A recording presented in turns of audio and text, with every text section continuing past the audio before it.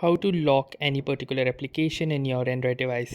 So hey guys, welcome to this tutorial. In this tutorial I'll be guiding you through the steps on how you can lock any application.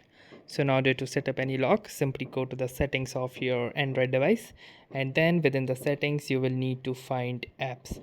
So as you can see, apps right here, so simply choose apps, and then under apps you might get this option that says app lock. So simply click onto this app lock option, and then as you can see, as currently I have already set up an app lock, I need to verify myself, and then from this particular list I will need to select all of those applications in which I want to enable the app lock. So let's say I want to enable app lock for ChatGPT, so I can simply select it, and now my application will be locked. So now if I will go to ChatGPT, and you can see that it is asking me for a password, in my case which is my fingerprint.